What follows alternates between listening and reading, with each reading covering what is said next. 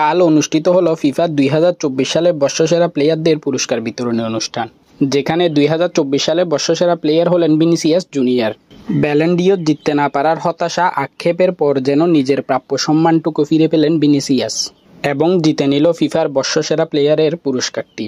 193টি দেশের ফুটবল টিমের ক্যাপ্টেনরা ভোট করেছে ফিফার বর্ষসেরা প্লেয়ারদের জন্য, যাদের মধ্যে 89 জন ক্যাপ্টেনই ভোট করেছে ভিনিসিয়াস জুনিয়রকে।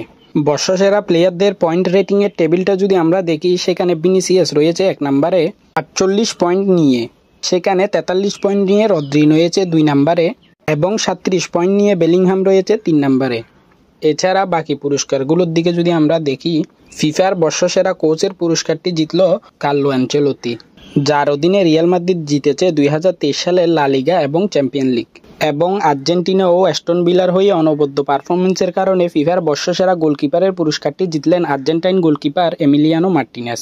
2022 সালের পর দ্বিতীয়বার ফিফার বর্ষসেরা গোলকিপারের পুরস্কারটি জিতল এমিলিয়ানো মার্টিনেস এবং হয়ে গেল প্রথম গোলকিপার যে ফিফার বর্ষসেরা গোলকিপারের পুরস্কারটি 2 বার জিতেছে, যা আগে কেউ করতে পারেনি, সেটি করলেন এমিলিয়ানো মার্টিনেস।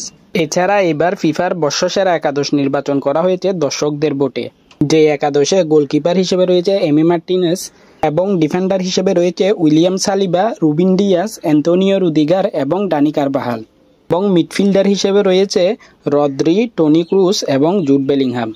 এবং অ্যাটাকিং প্লেয়ার হিসেবে দর্শকরা নির্বাচন করেছে ভিনিসিয়াস জুনিয়র, আর্লিং হালান্ড এবং লামিন ইয়ামালকে।